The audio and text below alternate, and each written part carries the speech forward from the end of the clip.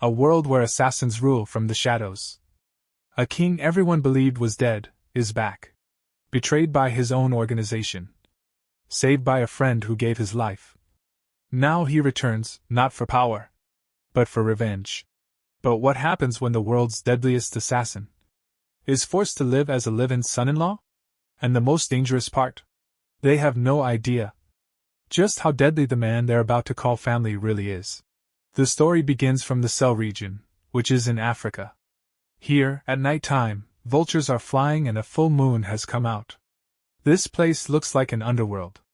It is the most rampant region for global terrorism, and termed the Forbidden Zone of Death by governments around the world. Then we are shown a base which is completely made of iron, and at the entrance there are 2 terrorists who are guarding the entrance. But suddenly, behind one terrorist, like a shadow, a killer appears and he places his dagger on that terrorist's neck, and in the next moment, he blows off his head. He cuts off his neck completely, and at the same time another killer slits the throat of the second terrorist, and finishes him. This all happens within just 1 second. Then after killing both of them, the second man calmly places that terrorist's head on the ground and says, "Boss, something does not seem right. Why are there only 2 guards here along the way?" In response to this, the protagonist says, "Be careful, it really does not seem right. The target indicator shows that the item is just ahead." Then the MC and his companion both open the entrance door and peek inside. Inside there is an empty space. Then his companion says, "The item is over there." The thing they were searching for was right in front of them. Then they move forward very silently and carefully and try to open the box, and they succeed in it. Both of them carefully look inside to see what is inside. But suddenly the MC realizes that there is a trap set here, and he gets shocked because inside the box there is a time bomb, which has only 20 seconds left before it explodes. Then he tells his partner, "Red Wolf, we have to run quickly." But Red Wolf says, "Boss, you go first." And as soon as the MC moves out from the entrance, Red Wolf stays there. Seeing this, the MC says, "What are you doing? Hurry up. We have to get out of here quickly." But Red Wolf says, "Boss, you should hurry. You must leave here first, otherwise neither of us will be able to get out." The MC shouts and calls Red Wolf's name, telling him to stop. But now it is already too late. Red Wolf has understood that only one of them can survive, so he stays back to close the entrance and shouts, "Boss, you go!" Then the timer reaches 0, and at the same time the entrance closes, and then a huge explosion happens. Because of this explosion, the entire base gets completely destroyed. With this, a news spreads across the dark web that Wolf King, who is the leader of the Wolf Organization, failed his mission in a small African country and detonated explosives, dying with his body shattered to pieces. Along with this, people on the dark web start chatting among themselves. They are completely shocked, saying how the Wolf King, who was revered as a king of assassins in the assassin world, actually died. Another comment says, "The Wolf King is an S-rank assassin, the globally recognized pinnacle of combat power. What kind of mission did he even go on?" And one user comments, "What a pity. The Wolf Organization will probably be thrown into chaos now." On the dark web, the news has spread that the Wolf King is dead. But in reality, the Wolf King is still alive. He comes out from the ruins and says, "I am the Wolf King, revered by the assassin world as the unmatched king of assassins. Yet I encountered an accident during this operation. My teammate Red Wolf sacrificed his life to save me, allowing only me to survive. After this battle, I was heavily injured. However, during the repair and reconstruction of my meridians, I broke through my limit, connected all my meridians, and actually reached the legendary martial arts realm, the transformation realm. Even so, the current me only wants to live the life of an ordinary person, no longer arrogant. I have cancelled my long dormant life in the mortal world, like a 1,000-year-old turtle hiding my identity. However, there is still one thing that remains like a thorn in my heart, something I cannot let go of. I must complete it." Then the scene shifts to the station exit. After coming out of the station, the MC takes a deep breath. He feels a sense of freedom. There is a smile on his face, and he looks up toward the sky. Then after that, he goes to a taxi driver and tells him an address, saying number 33 Huaxia, Yunnan. The taxi driver understands and says, "Alright, getting." After this, the driver starts driving the car fast and says to the MC, "Young man, judging from your accent, you are not from around here. Coming to willing to visit relatives?" He also says, "Yeah, you can say that." The driver further says, "Trying to climb ties with the Feng family is not that easy, you know." In response, the MC says, "Oh." After some time, they arrive. There are many cars around, and the taxi stops directly near the gate, where 2 bodyguards are guarding the entrance. Then the MC is trying to take out money, but the driver says, "No rush, I will wait for you here. You can pay for the round trip together." In response, the MC says, "What do you mean?" Then the driver says that you will find out soon. Then the MC gets out of the taxi and starts walking toward that big gate, and while going he says, "Looks like the Feng family has a joyous occasion today." The driver is still sitting in the taxi and says, "Today is a big day for the Feng family. Dressed so shabby, you are obviously here to climb the social ladder with the Fengs. If you can even get through the Feng family gates, I will streak naked around Hongsen." He whispers. The MC stands in front of the Feng residence, and seeing this place he says that this is indeed the place. Then he starts thinking, "I need to fulfill my father's dying wish as quickly as possible and then go investigate the incident from back then." That means the MC has come to fulfill his father's last wish. But then the guards stop him right at the gate and ask, "Do you have an invitation?" In response he says, "What kind of invitation?" One bodyguard rudely says, "You are not here for the banquet, then what is your business?" So the MC puts his hand into his pocket and says, "I am here to see Feng Warming, Uncle Feng." Then he shows a photo in which there is a picture of his father and his uncle and says, "The man in the photo is my father." As soon as the bodyguards see the photo, they get a little confused and say, "There is definitely a resemblance." Then the protagonist takes out another proof, a small box, and says, "Once Uncle Feng sees the medal of my father, he will naturally understand my identity." As soon as the bodyguard hears this, his tone changes, and he respectfully takes that medal. That medal is kept inside that small box, and he says, "Please wait a moment. We will inform the master immediately." The MC also says, "Alright, okay." Then inside the Feng family, a banquet is going on. Many people have gathered and are enjoying the party, and they are talking. Time really flies. Another guest says, "It feels like just yesterday Yunnan was a little girl going to school with her backpack, and now she is getting engaged and married." Then we see Yuan, who is looking very beautiful, and she says, "Grandpa, what are you saying? Even if I get married, I will still be a part of the Feng family." Then we are shown the head of the Feng family, who is Uncle Feng. He stands up and raises a cup of wine and says, "Distinguished guests, today is the grand engagement day of my daughter Feng Yu, and the eldest young master of the Wen family, Wen Ziming." Then both Yuan and Ziming stand up and also raise the wine cups in their hands, and Uncle Feng is saying, "Let us all raise our glass and congratulate the 2 young people, and I also wish that the business between our Feng family and Wen family will continue to prosper." Everyone starts cheering and saying congratulations, and they say, "With the marriage alliance between the Feng and Wen family, they will be able to command the wind and rain in Willing City in the future." Everyone is celebrating happily and also saying, "Indeed, indeed," but suddenly a bodyguard comes behind Uncle Feng and quietly says, "Master, something has come up." Uncle Feng looks at the bodyguard. There is a bit of panic visible on the bodyguard's face. Uncle Feng becomes a little confused and asks, "Why are you so panicked? What happened?" Then the bodyguard shows the MC's father's medal to Uncle Feng and says, "Master, there is a young man outside looking for you, and he brought this."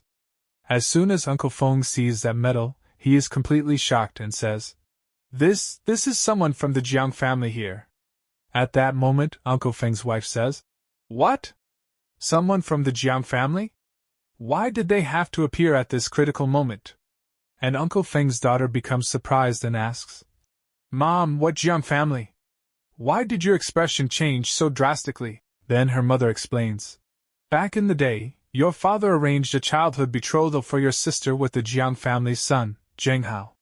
As soon as the daughter hears this, she is completely shocked and says, What? Then she says to her grandfather, Grandfather, if the visitor really is the son of the Jiang family, you must stand up for my sister. You cannot let her marry a stranger. Then her grandfather says, All right, don't panic. Wenming, you go take a look first. Before leaving, Uncle Feng says, You all stay here and entertain the Wen family for a bit. I will go see the visitor. His wife says, Okay then. After this, he comes to meet the MC, and the bodyguard also brings him into a room. Uncle Feng says, Haoji, it really is you. There is a lot of happiness on Uncle Feng's face, and he says, I have looked so hard for you guys all these years. The MC also becomes very happy seeing Uncle Feng and says, I am late and caused you to worry. Then both of them hug each other.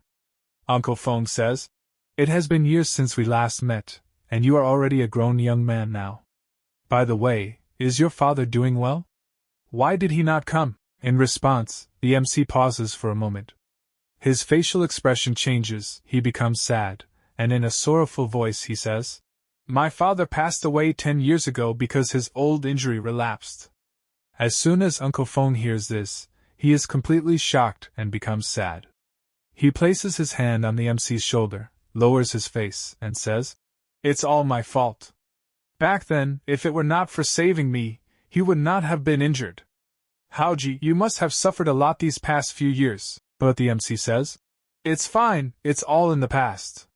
He further says, By the way, Uncle Feng, I came this time to fulfill my father's dying wish. He told me to come find you, saying that once I found you, everything would become clear. After hearing the MC's words, Uncle Feng becomes serious and says, Your father's dying wish. I understand. It's just that right now. At that moment, Uncle Feng's wife also comes there. Uncle Feng looks at her and says, Why are you all out here? Are the Wen family affairs settled? We see that the entire Feng family has come down, his wife says. Yes, we arranged for people to see them off. Then Uncle Feng introduces the MC to everyone, saying, Haoji, this is your aunt and Yuyan. You still remember them, right? You two even played house together when you were kids. As soon as the MC sees Yuyan, he becomes happy and says, Sister Yuyan, it's been years since we last met. You have changed so much, I almost could not recognize you. Yuyan smiles and says, Hello, my childhood memories are a bit blurry too. But her sister is in a completely different mood. She is angry and says in an irritated tone, Showing up after more than 10 years and suddenly appearing today of all days, let me ask you, what did you come here for today? Hearing her words, the MC becomes slightly alert. And just then, another person comes, who is her brother. He says, Is there even a need to ask? It's obviously for my sister, trying to climb the social ladder of our Feng family. Let me tell you, keep dreaming. My sister is already engaged to the young master of the Wen family. At that moment, Uncle Feng suddenly shouts, Poming, shut your mouth. Then Yuyan tries to understand what is going on. She becomes a little anxious and says, Right, Dad, what is going on? At the same time, the MC also says, Uncle Feng, what exactly is going on? I came this time for my father's dying wish. After this, Uncle Feng becomes a little serious. First, he lowers his voice and says, Haoji. Then he looks at him and explains, Back then, your father and I arranged a childhood betrothal for you and Yu Yen. That is your father's dying wish. As soon as both the male and female hear this, they are completely shocked and say, What? A childhood betrothal? The MC looks at his uncle in confusion, and his uncle further explains, That's right, this is the agreement I made with your father in the past. Consider it a promise. Now the MC understands everything. He starts thinking, So my dad's dying wish was the childhood betrothal. Once you enter the martial world, it is as deep as the sea. Getting married now will only harm myself and others. Then he says, Uncle, if this is my dad's dying wish, then I wish to cancel this marriage. But the girl's brother does not stay quiet. He shouts, You rushed over here today just because you found out that my sister and the young master of the Wen family are getting engaged, didn't you? And the girl also says, That's right. You are just afraid you won't be able to climb the social ladder of our family. At the same time, Uncle Feng is completely shocked and says, What? The girl's brother is still shouting. He is just a beggar. What right does he have to be my brother-in-law? There, his father scolds him. Impudence! Apologize to Haoji immediately. See how I teach you a lesson. He even raises his hand to hit him, but his son says, Dad, hit me then. If you have the heart to marry my sister off to a beggar, then just beat me to death. But before the slap can land, his sister steps in front to protect him and says while crying, Dad, do you really intend to cancel my engagement with the Wen family and make me marry Jiang Haoji? Her father says, That's right. Your marriage to Haoji was settled 20 years ago. It cannot be changed. His daughter cries even more and says, To disregard your daughter's happiness for your own selfish promise, you don't deserve to be a father. Then she runs away crying, and her siblings also follow behind her, saying, Sister, where are you going? Then Uncle Feng places his hand on the MC's shoulder and says, Haoji, you stay here for now. Take a good shower and get some rest. The MC says, Uncle Feng, I still think. But Uncle Feng interrupts him and says, Listen to me, I will figure everything out. Then at night, in the Feng family house, the MC is in his room and is cultivating. He says, At this time every day, I practice the inner breathing mental technique. It allows me to absorb the chi of heaven and earth, cleanse my meridians, strengthen my internal organs, and sharpen my 5 senses. Right now, I am about to step into the transformation realm. Then a voice comes from another room, which the MC hears because his hearing ability is many times sharper than an ordinary human. His uncle and grandfather are talking in another room, and the MC is listening. His uncle is saying to his father, Yes, Haoji's father died because of me. If he had not been severely injured saving me in the past, his family would not have declined, and there would not be the prosperous Feng family today. Dad, if I break my promise and cancel the engagement, can I still be considered human? His father replies, By doing this, you are fulfilling your original promise, but you are making Yuyun suffer. Uncle Feng says, Yuyun is my daughter. She will surely understand her father's difficulties in the future, his father says. Right now, everyone in Wuling City knows about the marriage alliance between our Feng and Wen families. Canceling the engagement now will definitely trigger the Wen family's fury. Feng says, I will find a way to deal with it.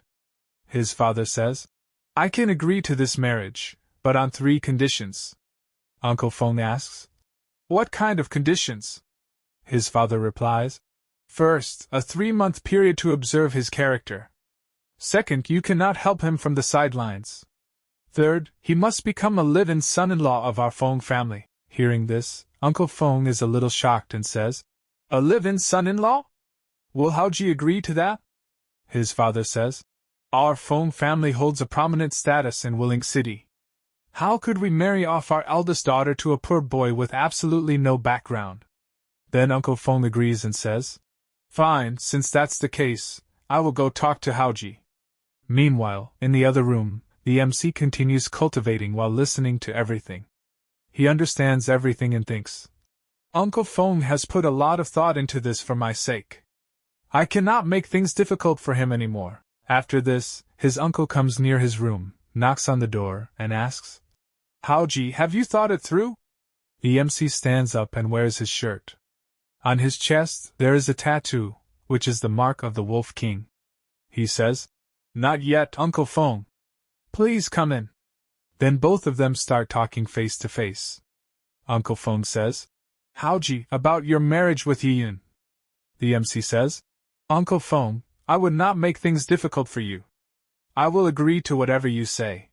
Hearing this, Uncle Feng becomes happy and says, Really, Haoji? Can you marry into the Feng family as a live-in son-in-law? The MC says, Yes. I agree.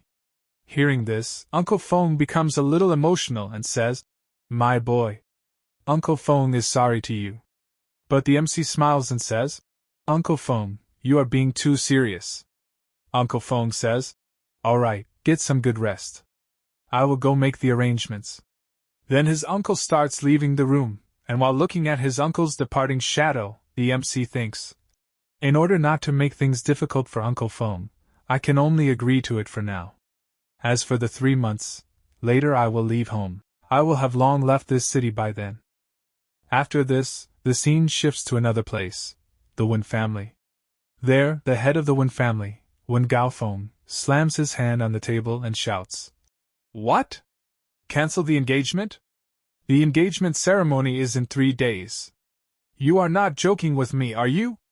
Uncle Feng remains serious and says, "I hope Brother Wen understands my difficulties. After all, a promise was made first. You would not want me to be a person who breaks his word and abandons righteousness, would you?" But when Gaofeng's whole body is trembling with anger, he says, "Then you can just make a fool out of my Wen family and turn us into a laughing stock for everyone in Willing City?" Uncle Feng says, "Since things have come to this, to express my apology, the Feng group will withdraw from the Nansha district project."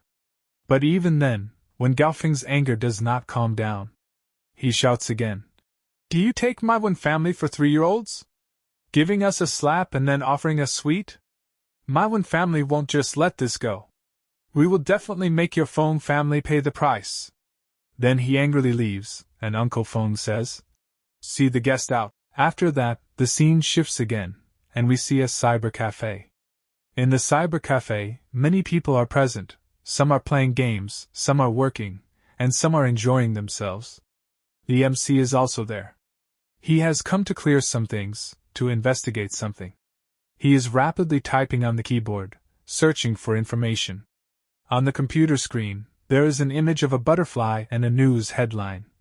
"XXX Trade Employees Publish XXX Info News." He is thinking.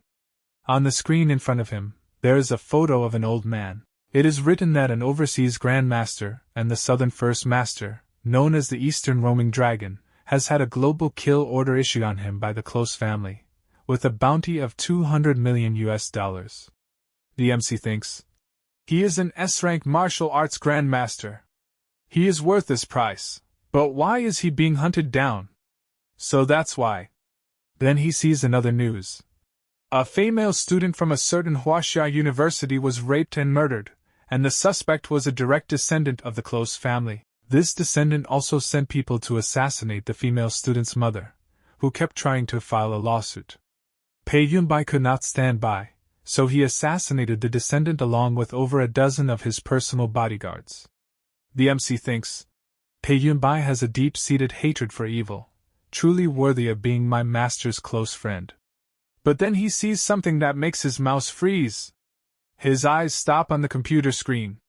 He sees, the leader of the Wolf Organization, the Wolf King, has fallen. The number 4 figure of the Wolf Organization, Sidious, has become the new generation's leader of the Wolves. This means that the leader of the Wolf Organization has already changed. At this moment, the MC recalls how he and his close teammate fell into a trap. They tried to escape the blast, but his teammate sacrificed himself to save him. The explosion was massive. Remembering this, the MC becomes extremely angry and thinks, "What's going on? After my death, the number 2 figure, Lone Wolf, should have been the one to succeed me." Then he stands up, becoming serious, and takes a name, Sidious. He thinks, "That mission must have been a setup by someone. I want to see who the traitor in the Wolf Organization is. Rest assured, Red Wolf, I will definitely find out the truth and avenge you." And on that same night, under the silver moonlight, the MC comes out of the internet cafe and starts walking forward. He is thinking, "I will stay here a few more days to track down clues and take some time to familiarize myself with the environment here." As he moves ahead, suddenly a car stops right in front of him. The MC gets a little surprised. Just then, 2 thugs come out of the car. They look at the MC and say, "Buddy, do us a favor and come with us." Then both of them pull out daggers and start smiling, showing them to the MC, but they have no idea who the MC really is or what he is capable of. One of the thugs comes closer to the MC and says, "Kid, if you dare to resist again, I will stick a white blade in and pull a red blade out." The MC thinks, "Looks like they are just ordinary thugs. I cannot expose my identity like this. Let's see what they want to do first." So the MC pretends to cooperate. He raises his hands and says, "You two, let's talk this out. Don't use violence." The other thug says, "Quietly get in the car." As the car door opens and the MC looks inside, he sees that there is already another hostage sitting inside. She is a girl. Her mouth is taped shut, and she is crying. She has also been kidnapped.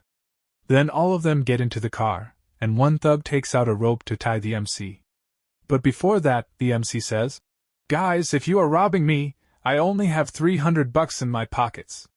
I can give it all to you." But the thug says, "Shut up. Don't try any tricks. We are not grabbing you for your $300. Hearing this, a faint smile appears on the MC's face. He looks at them and says, "If not for money, then why are you grabbing me?" The other thug replies, "Don't ask so many questions. You will find out when we get there. After it's done, we will even give you a large sum of money." Hearing this, the MC becomes slightly surprised, but he continues to cooperate with them. The thugs make him sit inside the van and take him somewhere else. But they have no idea what is about to happen to them, or to the person behind all of this. The next scene shifts to another place. This place is actually the same girl's house, the girl who was kidnapped earlier. Inside the house, several elders are sitting together. Her grandfather, father, and uncle are all gathered there with tense expressions on their faces. Then the grandfather suddenly asks, "Have you found anything yet?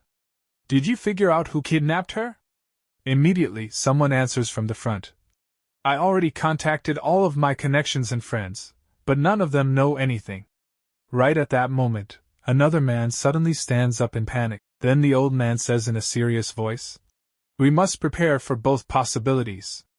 We need to find the kidnappers and the reason behind this immediately." At the same time, the slightly fat man beside him also rises from his chair and says, "Dad, several major projects in the company are in their final stages right now. We really don't have 500 million available on the books."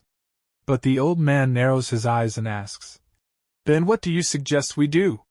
The fat man immediately replies, "Negotiate with the kidnappers and lower the ransom to 100 million. The moment he says that, the man standing beside him becomes furious. He looks completely shocked and shouts, "What are you saying? Irresponsible older brother! If it wasn't my daughter Yao Yao who got kidnapped but your son Jiang Feng instead, would you still say the same thing?" That makes it clear that the glasses-wearing man is Yao Yao's father. But the fat man coldly answers, "Even if Jiang Feng were kidnapped, I would still do exactly the same thing." Hearing those words, Yao Yao's father becomes extremely angry. However, before the argument can continue, the grandfather suddenly slams his hand onto the table and roars, "That's enough! Stop arguing!" Then he says firmly, "No matter what method we use, find a way to gather the 500 million. Money is just money. But if she's gone, then she's truly gone." After that, the scene shifts toward the kidnappers' hideout. Their vehicle drives through the giant gate of an abandoned factory-like area. The place is completely isolated and eerie. Then the kidnappers drag both the kidnapped MC and the girl out of the car. The MC quietly observes the surroundings. He remains silent the entire time, cooperating calmly without resisting. Right after that, the cloth covering Yao Yao's mouth gets removed. The moment the tape comes off, the poor girl immediately screams in fear, "Help! I'm being kidnapped!" But honestly, the girl is foolishly panicking. They brought her to a completely deserted place. Nobody can hear her here, and nobody is coming to save her. Then one of the kidnappers licks his lips in a disgusting way and says, "If you keep screaming, I'll strip you naked right now." He deliberately threatens her in a horrifying tone, basically implying that he will violate her before killing her. Hearing that, the girl becomes even more terrified and hurriedly says, "Don't come near me. If you dare try anything, I'll bite my tongue off and kill myself. The poor girl is already trembling with fear, yet the kidnapper continues scaring her even more. We love it when they don't move. Then we can do whatever we want with them. The guy is a complete pervert. But at that moment, another one of his companions walks over and says, "Stop talking nonsense and focus on business." Then the kidnapper grins and says, "All right, boss. My video shooting skills are top-notch." After that, they bring out a camera. The frightened girl immediately asks, "What are you planning to film?" Then she nervously says, You want to film a murder video to terrorize the Jiang family into giving you the ransom?" The boss smirks and replies, "You're quite smart, little girl." Hearing that, the girl angrily curses at them. "You animals! You're all unbelievably cruel!" Soon after, one of the kidnappers walks toward the MC while holding a dagger. Then the MC calmly asks him, "Didn't you say you would give me a large amount of money after this was done? Why are you going back on your word?" The kidnapper laughs mockingly and replies, "Don't worry. Once you're dead, we'll definitely burn a massive amount of hell money for you." Then he bursts into laughter again. Right after that, the MC gets tied tightly to a giant iron pillar. The filming officially begins. The girl is already terrified out of her mind. She hurriedly tells the MC, "Hurry and beg for mercy. Otherwise they'll kill you." But instead of feeling threatened, the kidnapper becomes even happier and says, "You're actually not afraid. I respect you as a real man. I can help pass on your last words, but it won't be free. You'll have to give me all your money." Even at a time like this, the bastard is still obsessed with money. Just how poor and greedy is this guy? Then the MC coldly says, "I did not want to resort to killing. Why must you court death?" The kidnapper immediately bursts out laughing. Is this guy really a complete idiot? Bargaining shamelessly at death's door? None of them realize who the MC truly is. Then the MC calmly says, "I agree." The kidnapper looks confused and asks, "What do you agree to?" The MC replies, "The last words fee, except you will be the one paying me." The kidnapper laughs while patting the MC's shoulder and says, "He's so stupid. I don't even have the heart to kill him anymore." At that moment, their boss suddenly stands up from his chair. He is holding a massive machete in his hand. "Then let me do it." In the next second, he charges forward violently. Meanwhile, another thug shouts excitedly, "When second brother gets angry, even the king of hell trembles." Then the boss swings the machete directly toward the MC. Seeing this terrifying scene, the girl tightly shuts her eyes in fear. But only 1 second later, she slowly opens them again, and the sight before her completely shocks her. In the very next moment, the MC throws a devastating punch directly into the attacker's face, instantly shattering all of his teeth. The man gets blasted backward and crashes onto the ground unconscious. All of the other thugs are completely stunned. Second brother is dead? With just a single punch, the MC completely destroyed him. Immediately after that, another man pulls out a gun and shouts, "Brothers, I'm going to shoot this bastard dead." But right at that moment, something falls near the MC's feet. The MC instantly kicks the piece of metal lying on the ground. The iron fragment shoots forward at terrifying speed and slams directly into the gunman's hand. In a single instant, the thug's hand gets horribly mangled, blood sprays everywhere, and the gun falls from his grip.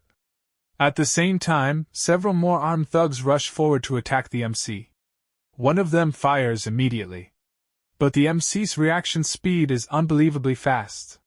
He rushes toward them while dodging the bullets effortlessly. Then, in a single movement, he attacks one thug's neck and drives his hand directly through the man's chest. The second thug becomes terrified. But before he can even react, the MC thrusts his hand straight through another man's chest as well. The bald thug standing nearby is completely horrified. He cannot even react properly to what's happening. Then suddenly, he feels an overwhelming pressure. Trembling in fear, he asks, Who exactly are you?" And in the next instant, the MC suddenly appears directly behind him like a ghost. In a cold, evil-like voice, he says, "My name is not something you are worthy of knowing." Before the bald man can react, the MC grabs his head and slams it violently into the ground. After that, the MC casually takes all of his money as well. Oops. I only collected the last word's fee, but forgot to ask for it first. Then he steps directly on the bald man's face. At that moment, Yao's voice suddenly calls out to him. Hey, could you please come over and untie these ropes for me? Without saying a word, the MC casually throws a knife. The knife flies straight through the air and perfectly cuts her ropes apart. The girl is completely shocked by his terrifying accuracy. After that, the MC immediately starts walking away without saying much. From behind him, the girl hurriedly says, "Thank you." But the MC coldly replies, "There is no need to thank me. Don't tell anyone I was here." He clearly wants to hide his identity. After saying that, the boy simply leaves. Some time later, police and emergency vehicles arrive at the scene. Yao has already been rescued and is now sitting beside an ambulance, wrapped in a blanket. Soon, her grandfather and father arrive as well. The moment her grandfather sees her safe, he becomes emotional. The girl immediately runs into her grandfather's arms. Tears fill her eyes as she cries uncontrollably. At that moment, a police officer walks over and asks, "Miss Jean, what kind of person killed these kidnappers and saved you?" The girl first wipes the tears from her eyes before replying. "He was masked? I didn't see his face." The officer continues, "Then what was his build like?" The girl calmly answers, "Chubby and very short. He should be a middle-aged man in his 40s. From behind her, the grandfather nods and supports her statement. "Yes." After that, the scene shifts once again. Very late at night, the girl has already returned home. Her grandfather is now sitting across from her. Then the old man slowly begins questioning her.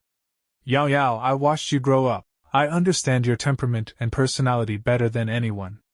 You lied to the police today, didn't you?" The girl lowers her head slightly and says, "I actually saw my savior's face, but he saved me. I cannot repay kindness with betrayal and enmity." The grandfather nods slowly and says, "It is naturally a good thing that you kept your promise and understand how to repay kindness." Then his expression becomes serious. "But Grandpa also needs to remind you, our Jean family is a prestigious family. It's still unclear whether that savior rescued you out of pure confidence, or if he has some alternative motive." The girl quietly responds, "Grandpa, I understand." The old man then says gently, "You've had a difficult day today. Go back to your room and rest early." After that, the girl returns to her room. She closes the door behind her and leans against it silently. Then she falls deep into thought. Did he really have some alternative motive in saving me? Meanwhile, after Yao leaves, another man walks over toward the old man and says, "Elder Jean." The old man immediately orders, "Starting tomorrow, you will personally be responsible for protecting Yao's safety. There cannot be a single mistake again." The man respectfully nods. "Rest assured, Elder Jean. Do you have any other orders?" The old man's face turns serious again as he says, "Secretly investigate who exactly killed those kidnappers and saved Yao today." Meanwhile, on the other side, the MC is rapidly running through the streets at incredible speed. He is using his movement technique and lightness skill called scheming shadow step. His body moves like a shadow in the night, and within a short amount of time, he arrives near his future father-in-law's house. Then he opens the gate and walks inside. The moment he enters, his future in-laws are already sitting there waiting for him. Suddenly, the young man there immediately shouts angrily, "Grandpa! Does Jiang Hao really take our Feng family seriously? He just entered our doors yesterday, and today he dares to come back this late." The MC calmly replies, "Do the Feng family rules specifically stipulate a return time at night?" Hearing that, his future brother-in-law becomes even angrier. But before he can continue, Uncle Feng suddenly says, "Insolent. Even though Haozi hasn't married your sister yet, you should still call him brother-in-law. How can you be so rude?" But the future brother-in-law angrily yells back, "A poor boy with no education and no background, what qualifications does he have to become my brother-in-law? Compared to Brother Jiaming, he's like a firefly trying to outshine the bright moon.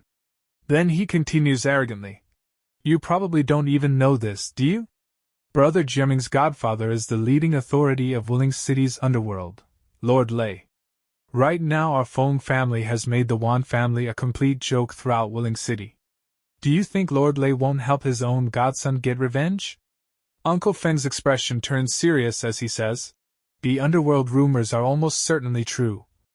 After saying that, his son snorts coldly and storms away from the room. At the same time, Aunt Feng also glances coldly at the MC before leaving as well. Only Uncle Feng stays behind. Then he walks over, pats the MC's shoulder, and says gently, Haozi, don't take it to heart. Even if what Haoming said is true, Uncle Feng will still do his best to ensure that you are not harmed in the slightest. The MC calmly replies, Thank you, Uncle Feng. Thank you for your good intentions. But I'm not afraid of people like Lord Lei. If they truly dare to come looking for trouble, I will make them regret it. The moment those words come out, the old grandfather immediately scolds him loudly. Young people should know when to be humble and when to be arrogant. If you lose your life, there will be no place left for regret. Coming back this late like today must never happen again. As the MC starts walking away, he calmly says, If speaking facts is considered arrogance, then I have nothing more to say. Uncle Feng, I'll return to my room first. Then he leaves. After that, only the old man and Uncle Feng remain in the room. Uncle Feng sighs softly before saying to his father, Dad, Haozi is still young and proud. Please don't take it to heart. But the old man's expression becomes heavy as he says, I only hope this child coming into our Feng family will not become a disaster for the Feng family. The next morning arrives. The city looks calm and beautiful under the early sunlight. At this moment, the MC is standing outside a house gate while quietly thinking. There's no mistake. This is where Red Wolf's family used to live. Then he frowns slightly. But why is nobody home? Just then, a nearby shop owner auntie notices him. She is sitting outside on a chair near her small store. Then she says, Young man, you came too late. Their family moved away over a year ago. Hearing that, the MC becomes slightly surprised. He walks closer and politely asks, Ma'am, do you know where they moved to? The woman is carrying her child in her arms while replying, I don't know about that. But there's a girl nearby who was very close to their family. She might know. Then she looks at him again and says, It's just that the girl has only been coming back once every 10 days or half a month recently. After hearing that, the MC immediately takes out a thick stack of cash and hands it to her. In that case, ma'am, when that girl comes back, please give me a call. The moment she sees the money, the woman happily grabs it and smiles brightly. All right. No problem at all. Money truly can change people's attitudes instantly. After that, the MC quietly stands there for a moment and falls into deep thought. Why would Red Wolf's family suddenly move away so mysteriously? Then he slowly starts walking away while thinking.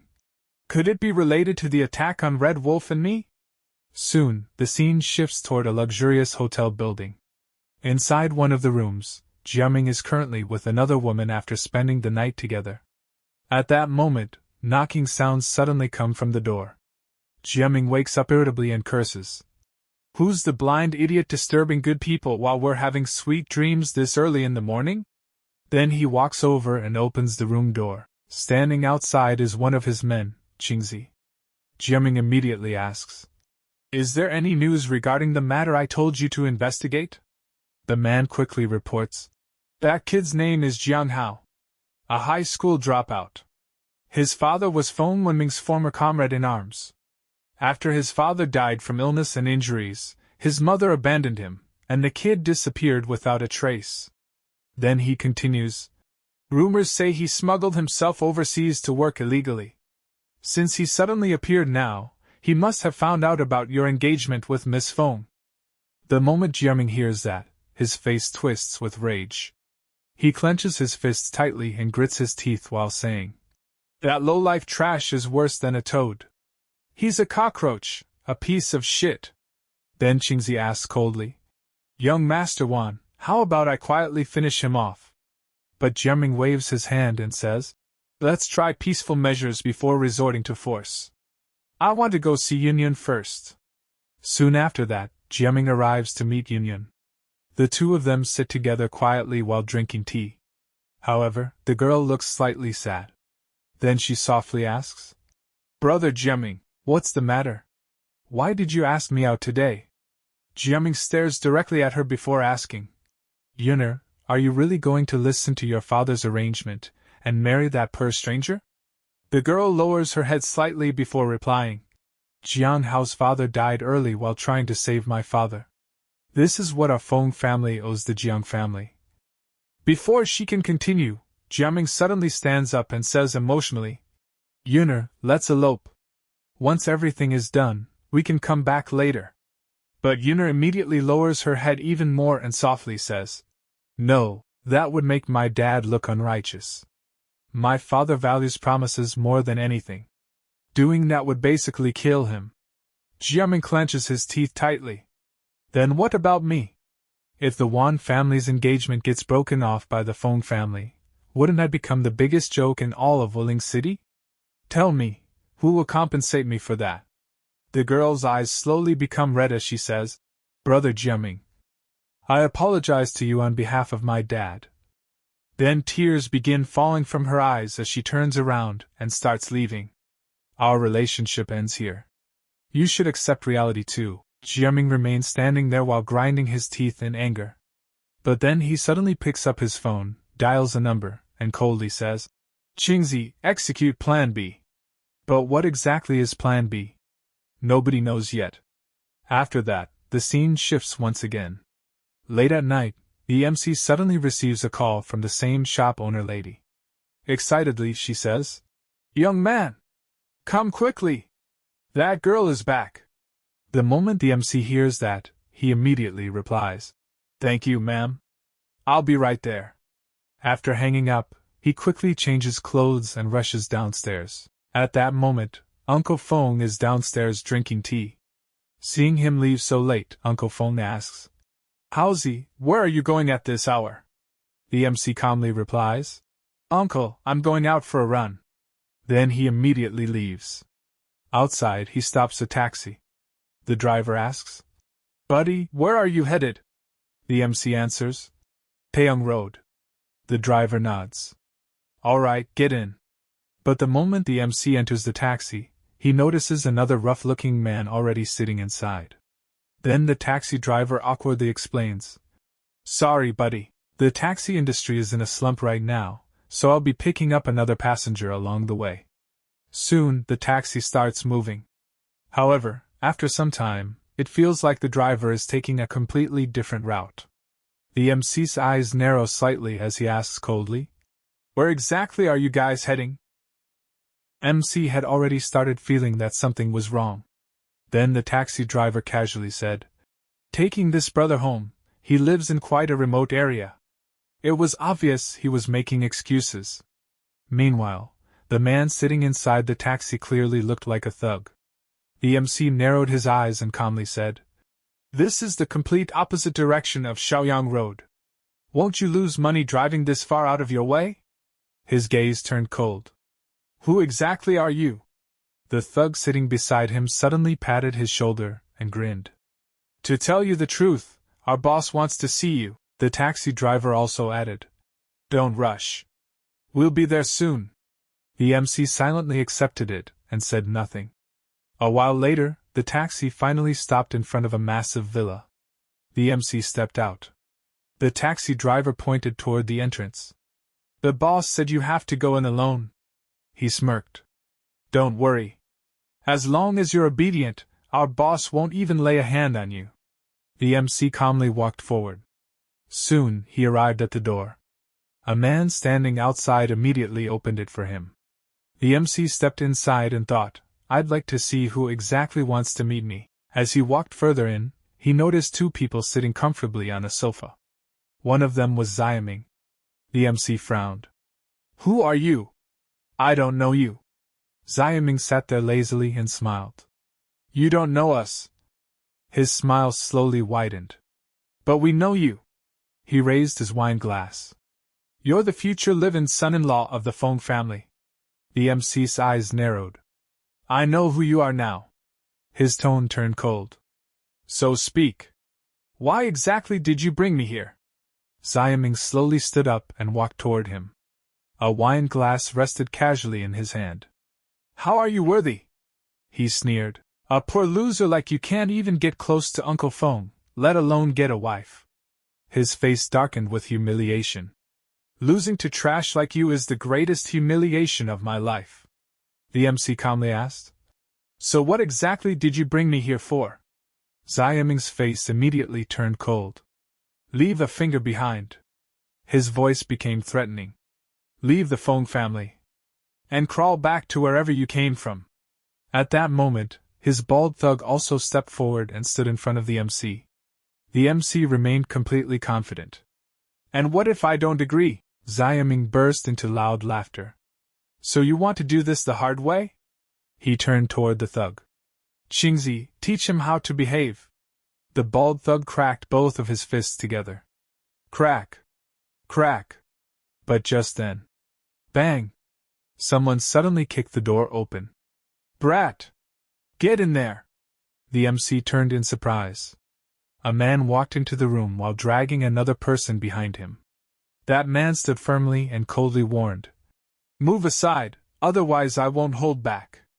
The MC looked carefully at him before suddenly recognizing him. Aren't you Uncle Feng's driver and bodyguard? Xia Shu? Xia Shu immediately nodded. The master was worried you might be in danger, so he told me to secretly follow you. But before he could say anything more, one of Xiaming's bodyguards suddenly charged at him. Boom! A heavy punch flew straight towards Xia Shu. Xia Shu quickly raised both elbows to block. Bang! Even so, he was forced to slide backward. His face changed. What immense strength!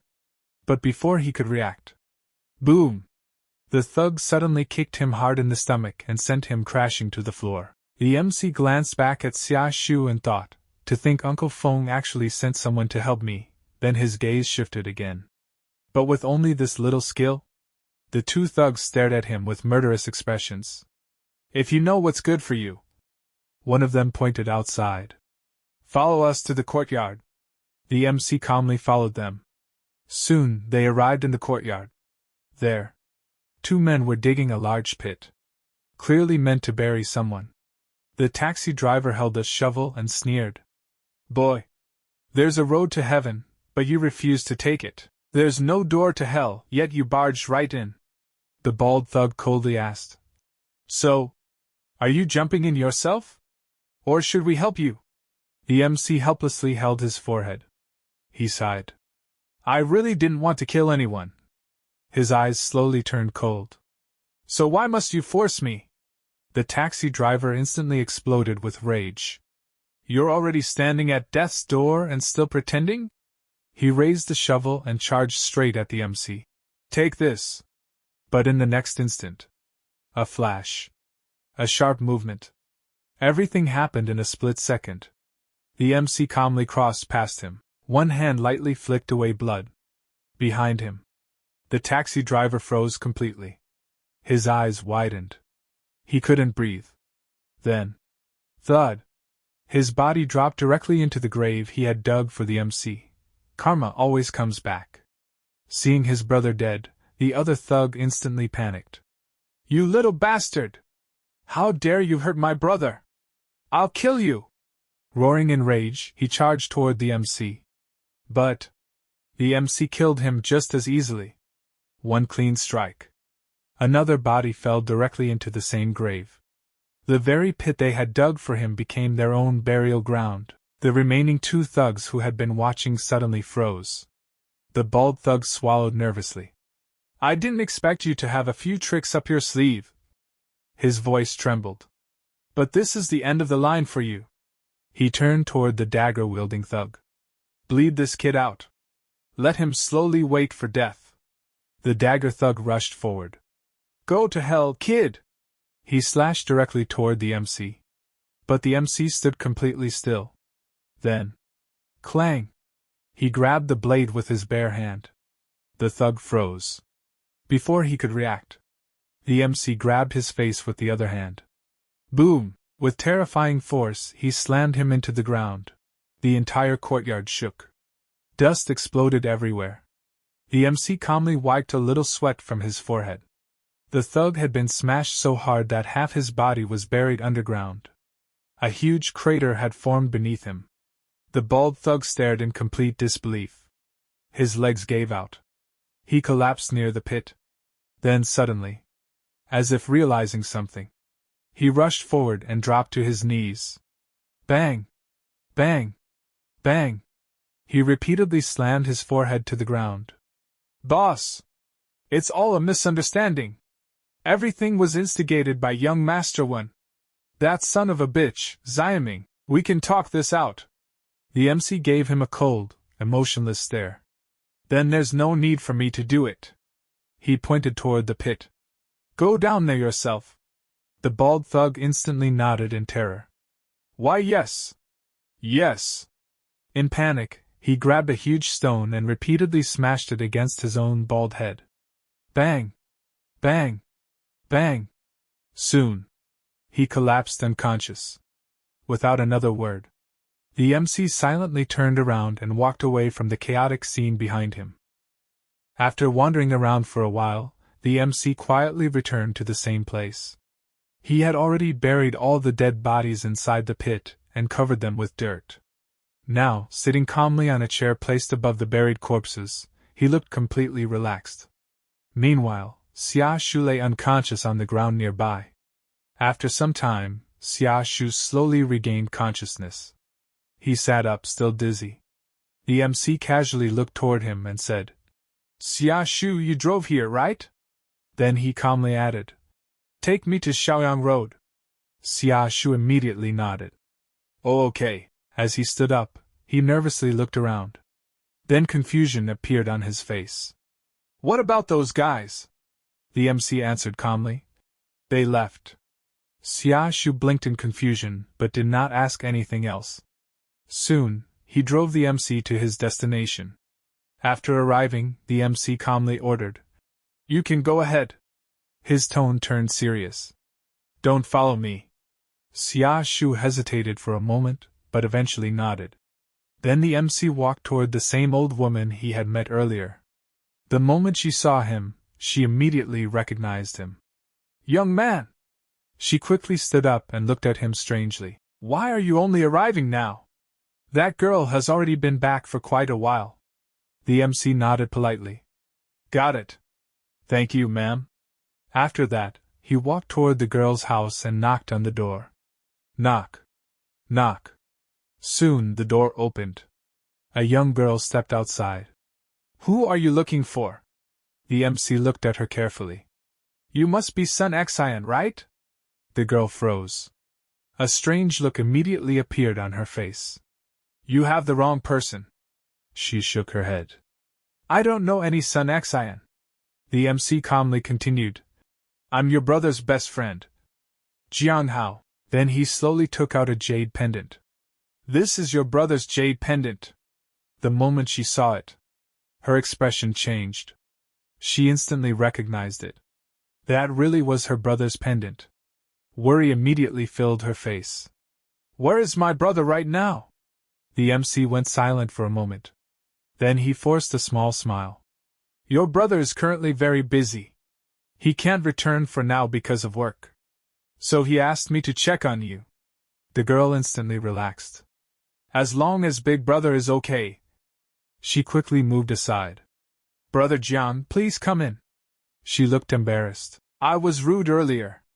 The MC stepped inside. But the moment he entered, he noticed an old woman lying sick in bed. She looked extremely weak. The MC frowned slightly. Why don't I see your younger brother, Sun Lei? The girl's expression immediately darkened. Lazy. But before she could continue, bang! Someone suddenly rushed inside in panic. Sister Xian! This is bad! A young man came running through the door. Something happened to Brother Lei! The girl quickly stopped him. Dongji, calm down! Take a breath first. Then she anxiously asked. What happened to Lei Zi? Dongji nervously explained. Brother Lei's business was doing perfectly fine. But another boss in the fresh produce market came looking for trouble. He claimed Brother Lei was monopolizing the market. He demanded 1 million in compensation and told him to get out. Brother Lei naturally refused, and they started arguing. His face turned ugly. But who knew the person backing them? His voice trembled. Would be Black Panther. The moment the girl heard that name, her face instantly turned pale. Soon, the scene shifted. The three of them were sitting inside a van. As they drove, the girl explained everything to the MC. A year and a half ago, our mother became seriously ill. So Sun Lei had no choice but to take a high-interest loan from the black market. She clenched her fists. But they tampered with the loan contract. We can't even afford the interest anymore. Her voice turned bitter. Black Panther runs the loan shark business. A while later, the van stopped in front of a luxurious entertainment venue. Passion Flying Bar. The three stepped out. The MC turned toward Dongji. Wait outside. Dongji hesitated. But, the girl quickly interrupted. It's dangerous inside. Dongji, just listen to Brother Jiang. Reluctantly, he agreed. Soon, the MC and the girl entered the bar.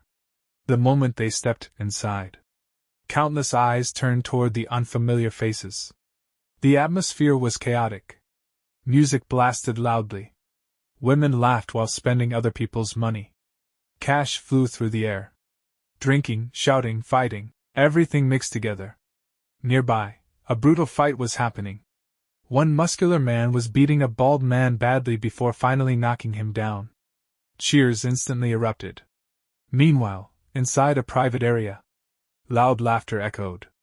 There, a bald man sat comfortably on a sofa while puffing on a cigar.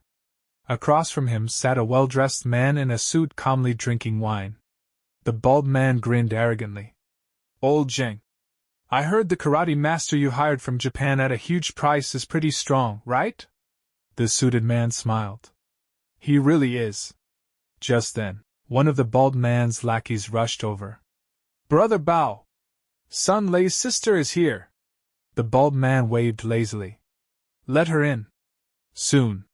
The thug brought both the girl and the MC over. Brother Bao, I brought them. The girl immediately bowed respectfully. Brother Bao. The bald man leaned back arrogantly. Cut the crap. His expression darkened. Pay the money. Or say goodbye to Sun Lei's tendons. The MC calmly stepped forward. Brother Bao.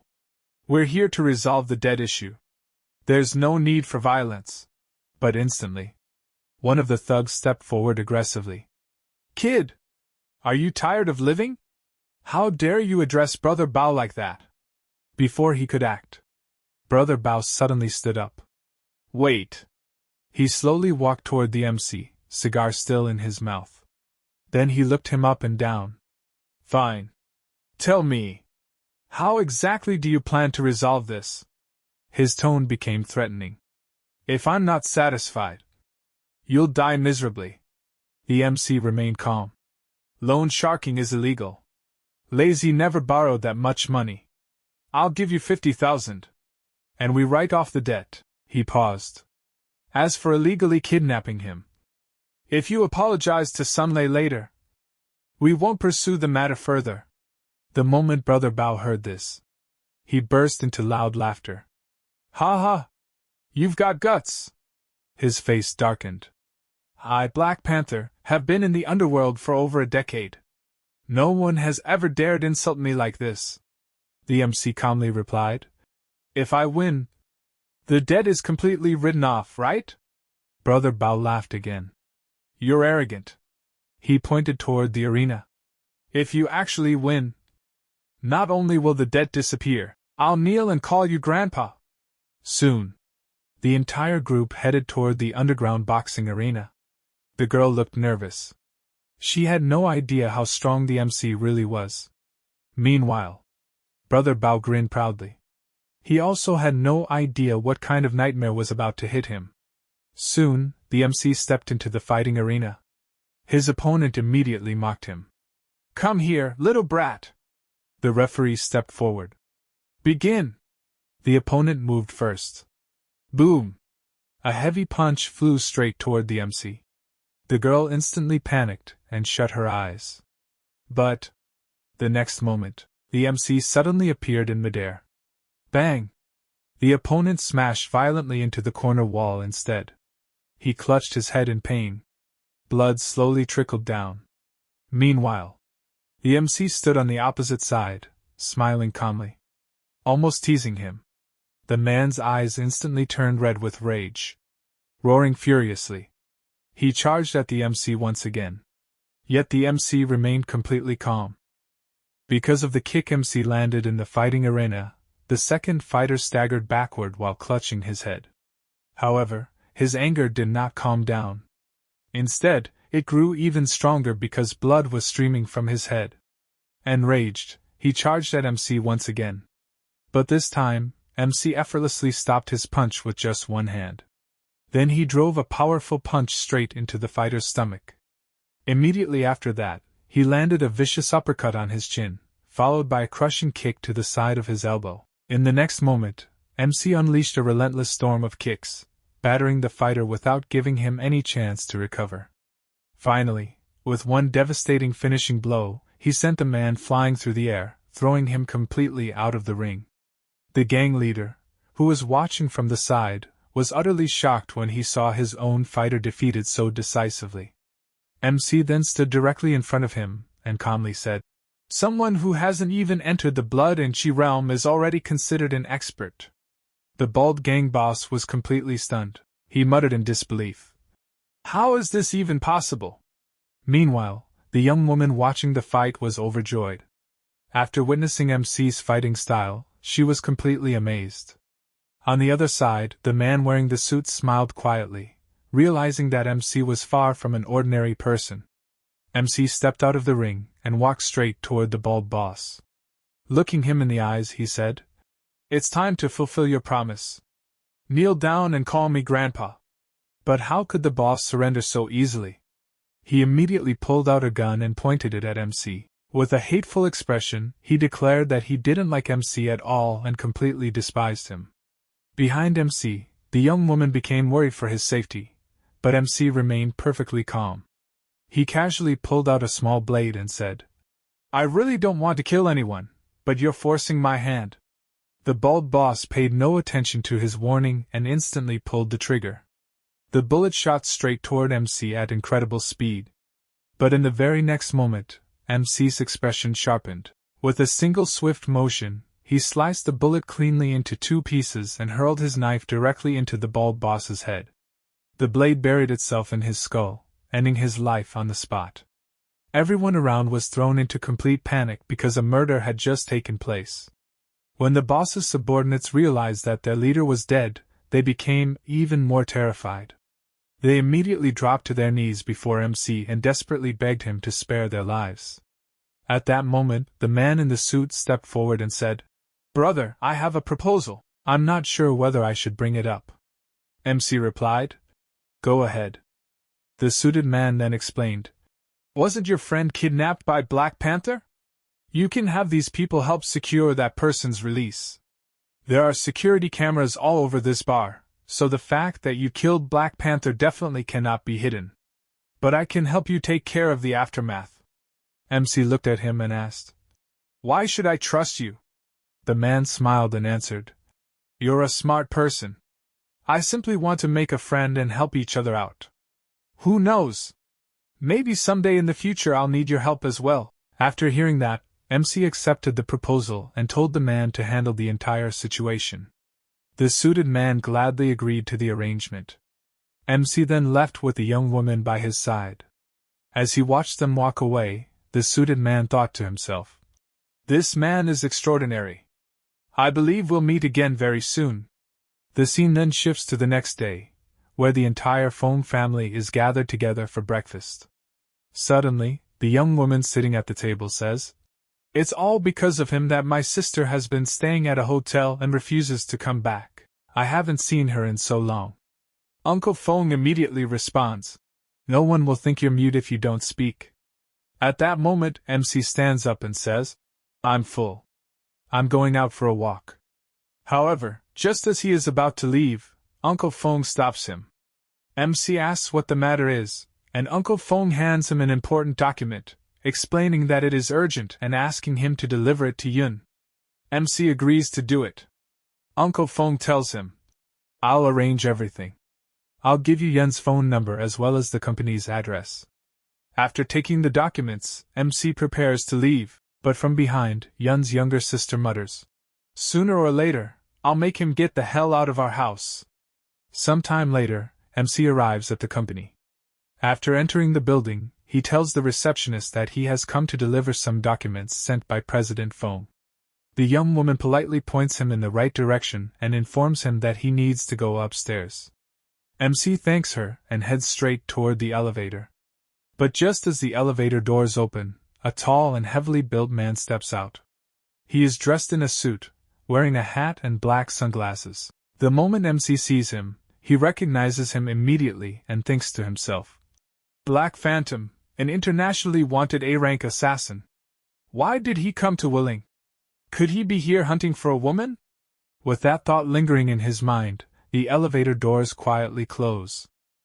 After that, MC walked straight to Yubin's office, opened the door, and entered without hesitation. Seeing this immediately irritated Yubin, and she said, Next time, at least knock before coming in or ask for permission. MC did not say much. He simply replied, I brought the documents you asked for. Yubin answered, They've already been delivered, so you can leave now. However, MC did not forget to tease her. He said, Yubin, at the very least, you should know how to treat your guests properly. Hearing that, she fell silent. MC then took another step forward and warned her.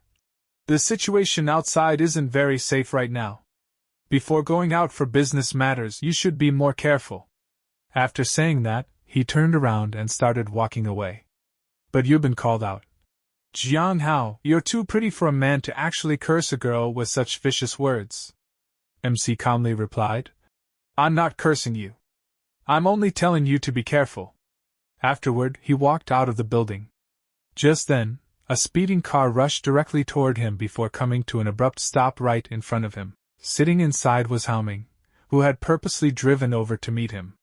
MC asked, What's going on? Haoming immediately invited him to participate in a street racing event. At first, MC showed no interest in racing and started to walk away. But then Haoming suddenly offered him 1 million as the prize. The moment MC heard about the money, he stopped in his tracks. At the moment, he was short on cash and needed funds to handle several matters, so he became interested for the sake of the reward. He even negotiated, saying, 500,000? Haoming nodded without hesitation and replied, Definitely. MC simply answered, Deal. Haoming laughed, and the two of them got into the car before speeding away together. After some time, they arrived at a desert-like mountain cliff area where the race was going to take place. Several of Haoming's friends were already waiting there.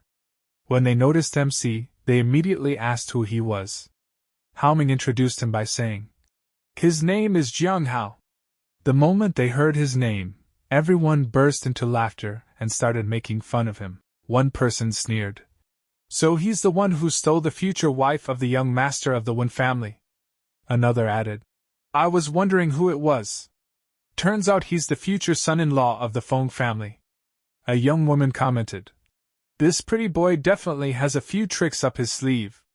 Then the man standing in front laughed and said, We've all heard about it. It's a good thing his father died. If he hadn't, old Feng probably wouldn't have had the heart to marry his daughter to him. The moment MC heard someone speaking disrespectfully about his father, anger instantly filled his eyes. He walked straight up to the man and coldly asked, Boy, what did you just say? The man arrogantly replied, It's my mouth. I'll say whatever the hell I want. MC simply answered, Very well. The man scoffed and said, Quit nagging and let's get started already. At that moment, Haoming approached MC and whispered, That loud mouth is Lei Sahu, the ultimate son of the Lei family. He's not someone to be underestimated. MC calmly responded, Perfect. Soon after, the three racers got ready for the competition. Sahu arrogantly declared, "You guys sure have some nerve specifically asking to race against me. I'll let you witness the consequences of offending me." MC then asked Haoming, "Who's the second guy?" Haoming explained, "His name is Jin Shinsui from the Jin family. You can consider him an expert racer." Moments later, the countdown began, and the race officially started. Sahu's car immediately took the lead. Jin Shinsui followed in second place, while MC's car remained in last. MC then told Haoming, "Don't chase that guy. Sahu has modified his engine for extreme speed. It's too dangerous." Meanwhile, the two drivers ahead looked into their mirrors, saw MC's car lagging behind, and laughed. Haoming frowned and muttered, "Why is this guy slowing down? He must be trying to mess with me on the track." MC calmly replied, "If we keep driving like this, I reckon we'll finish dead last. That lunatic up front only wants to play by himself. Forget about getting a good placement, it'll be hard for you to even get down this mountain safely." Haoming shot back, "Don't just talk. If you're so good, then you drive." The instant he said that, MC shoved Haoming toward the back seat, slid into the driver's seat himself, and ordered, "Get in the back. I'll drive." Haoming stared at him in disbelief and exclaimed, "Are you out of your mind? Are you trying to get us killed?" MC ignored him completely, and took full control of the wheel. He immediately accelerated at incredible speed. When Haoming noticed a dangerous cliff approaching ahead, he became terrified and repeatedly told MC to slow down. But MC never hit the brakes. Instead, he executed a flawless drift around the corner. Haoming was left completely speechless because MC had already overtaken the racer in second place. Amazed by the performance, he praised him, saying, "I originally thought you were just some country bumpkin, big brother, but you actually know how to drive. That drift was no worse than a professional racer's." Meanwhile, when Sahu noticed that MC's white car had overtaken the second-place vehicle, he became irritated. He assumed Haoming was still driving and thought his skills had improved. Even so, he remained confident and looked ahead with a cold smile. At the next V-shaped turn, he muttered, "I'm going to make you flip over." Back in MC's car, he casually took a drink of water. Watching this, Haoming panicked and shouted, "There's a V-shaped sharp turn only 30 meters ahead, and you're drinking water at a time like this?" MC showed no concern whatsoever. He calmly replied, "Don't panic. The real show is only just beginning." Soon, the V-shaped turn came into view, but MC handled the car with astonishing ease. Seeing this, Sahu muttered, "There isn't enough space. That car won't be able to overtake now." At that exact moment, MC accelerated, pulling his car perfectly alongside the other two vehicles. Seeing this shocked Sahu even more, because MC was about to pass him. Filled with rage, Sahu cursed loudly and yelled, "If you want to die, then go die!" He slammed on the accelerator, trying to leave MC behind. But just then, one of his car's wheels drifted dangerously close to the very edge of the mountain road, with part of the tire slipping toward the roadside. Just then, a sharp turn appeared ahead. As Sahu entered the corner, his car lightly scraped against the roadside railing. The impact threw the vehicle off balance, causing it to lift into the air before flipping over and crashing down the mountainside. With that, it became clear that MC had won the race. Afterward, the group headed toward another location. On the way, Haoming received a phone call from his cousin brother, who immediately congratulated him on winning the championship. Surprised, Haoming replied, "You already know about it?" His cousin laughed and answered, "Of course, it was bound to happen." He then invited Haoming to come celebrate together with Brother Crow that very day. However, Haoming politely declined, saying they could celebrate another time. But his cousin insisted. Haoming explained that he wasn't alone and that his future brother-in-law, Jiang Hao, was with him. The moment his cousin heard MC's name, he became even more enthusiastic and said that Jiang Hao was a rather mysterious person, so they had been looking forward to meeting him. MC immediately refused and said he had no intention of going. However, Hao Ming's cousin insisted once again, saying that his younger brother was personally inviting him. Hao Ming also tried to persuade MC, and in the end, despite not wanting to go, MC reluctantly agreed. The scene then shifted to a hospital. Sahu was lying in a hospital bed with a broken leg and severe injuries all over his body. His parents had also arrived. His mother anxiously asked, "How did this happen to you?" Sahu grimaced in pain and replied, "It hurts so much." At that moment, his father exploded in anger. "How dare that brat injure my son like this? His arms and legs are practically broken." Sahu then sat up and revealed that, during the crash, he had seen the person driving the other car. It was Jiang Hao. Hearing that, his father's expression darkened. So that live-in son-in-law of the Feng family has become this bold? He swore that he would take revenge the very next day. Meanwhile, Sahu secretly smiled to himself. My father is truly furious. Jiang Hao is as good as dead now. The story then shifted to a private room inside the Jungle Hotel, where MC arrived together with Hao Ming. A man warmly welcomed him inside. Hao Ming introduced MC to his cousin brother, as his future brother-in-law, and his cousin politely greeted him and offered him a seat. Everyone seemed pleased to see MC at first. However, there were still plenty of people who mocked him, calling him an ordinary nobody while gossiping about his engagement, and various rumors surrounding him. MC quietly endured all of their taunts without saying a word. Hao Ming then whispered, "These people are all influential figures in the city. If you maintain a good relationship with them, they'll look after you here. You should make a toast with everyone." But MC calmly replied that he did not enjoy drinking alcohol. Just then, one of the men filled a glass to the brim and pushed it toward MC. He arrogantly declared, "Damn it! You can't refuse this drink in front of me. I'm Crow. If you refuse, it means you're looking down on me." Hao Ming immediately stood up to smooth things over. "Brother Crow, isn't this a bit too much? That glass is practically full of strong liquor. How about I share a little with my brother instead?" But Crow waved him off and coldly replied, "This has nothing to do with you.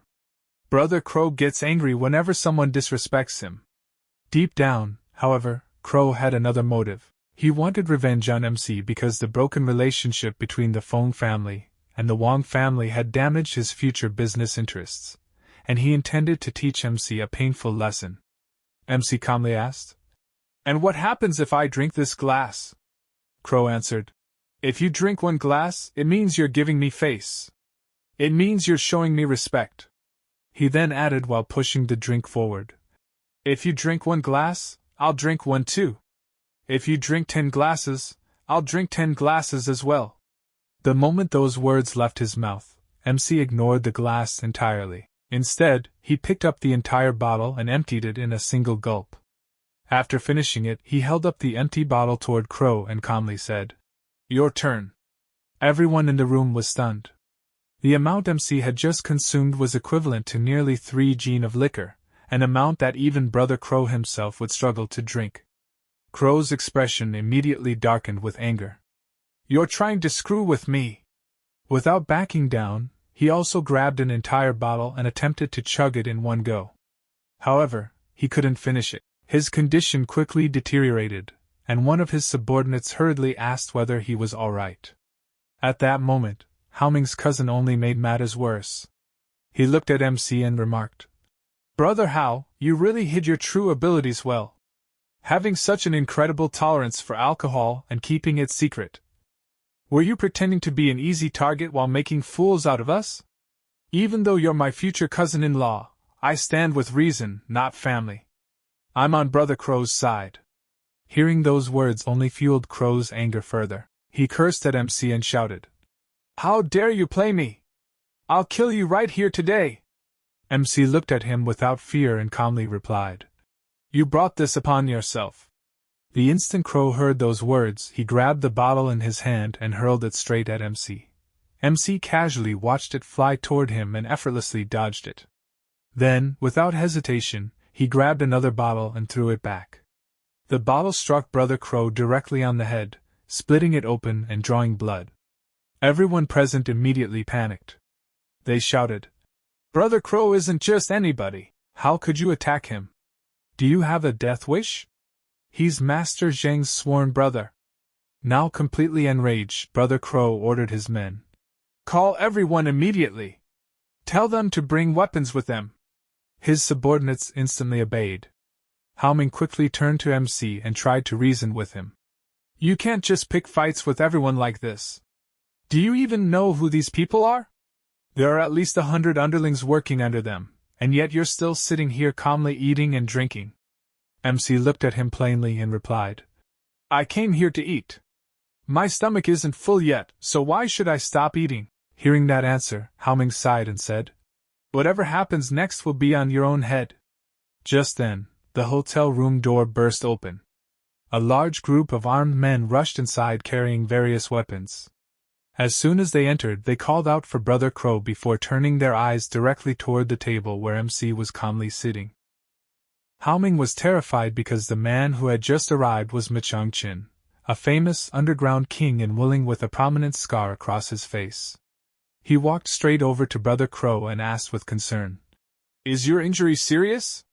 You should go to the hospital and get it bandaged. But Brother Crow refused. I don't need any bandages, he said coldly. Kill that man right in front of my eyes. Hearing those words, Machang-chin immediately agreed. He strode directly toward MC, his face filled with anger and frustration. How dare you offend my brother? He shouted. Today, I'm going to kill you. With that, he swung his sharp weapon straight at MC. However, MC effortlessly caught the blade between two fingers, stopping it in place. He then slightly raised his head, revealing his face. The moment Machang-chin saw MC's face, it felt as if his soul had left his body. In the very next second, he dropped to his knees before MC and desperately begged for his life. Mr. Jiang! I had no idea it was you! Everyone present was stunned. When they saw the feared Machang-chin kneeling before MC and pleading for mercy, they could hardly believe their eyes. Even Brother Crow was confused and shouted, What's wrong with you, Machang-chin? Did you take the wrong medicine or something? Machang-chin immediately glared at him and ordered him to stay quiet. Inside his mind, he vividly remembered witnessing MC kill Black Panther in the underground arena and defeat that Japanese samurai. More importantly, Master Zheng had already made it clear after the underground boxing arena incident that no one was allowed to reveal what had happened there. MC then calmly said, Good thing you recognized me. Otherwise, your corpse would be lying here as well. Machang-chin gratefully thanked MC for sparing his life. MC waved his hand and said, Stand up now. Don't interrupt my meal. Leave. Machang-chin respectfully thanked him once again and prepared to leave. But Brother Crow stopped him. No one is leaving. Hearing that, Machang-chin turned toward him and warned, Crow, you're making a huge mistake. You've picked a fight with the wrong person. If you want to save your life, leave this place immediately. At the same time, he remembered Master Zheng's order that absolutely no one should reveal what had happened in the underground boxing arena. Nevertheless, Brother Crow refused to listen. Instead, he loudly announced that anyone who managed to kill MC would receive a reward of 1 million. The promise of such an enormous reward shocked even Machang-chin's own companions. Tempted by the money, they prepared to risk their lives and stepped forward to attack MC. Before they could move any closer, Machang-chin himself attacked them and blocked their path. If you want to stay alive, then leave quietly, he warned. Otherwise, whatever happens next won't be my responsibility. And if anyone dares to disrespect Mr. Jiang again, they'll answer to me. Hearing his warning, fear spread through the group. Machang-chin then led his people away. Brother Crow also started leaving, but before departing, he glared at MC and said through clenched teeth, This isn't over yet. Just wait for me. With that, he stormed out. The scene then shifted elsewhere. A news report was playing on a mobile phone. Last night, one of the city's top 3 female middle school students was brutally murdered after being assaulted. The crime scene is located only 1 kilometer away from the school. Police are making every effort to solve the case and are urging women to minimize unnecessary outings to protect their own safety. The report was being watched by the very man responsible for the crime. While casually drinking alcohol, he muttered, "Although yesterday's student was pure, she wasn't very exciting. More mature women are still better." Just then, he received a phone call. After answering it, someone asked whether he had completed his mission. The man replied that he still hadn't found the person who had killed his brother Black Panther. "No matter what," he said, "I'll find that man and make him pay the price." Meanwhile, another man sitting inside a car spoke to him over the phone. "You really haven't been doing your actual work. You've been running around chasing women again. Wuxing is the birthplace of martial arts, and nobody knows how many hidden masters are there. Be careful," he continued. "Black Butterfly has just sent the latest intelligence.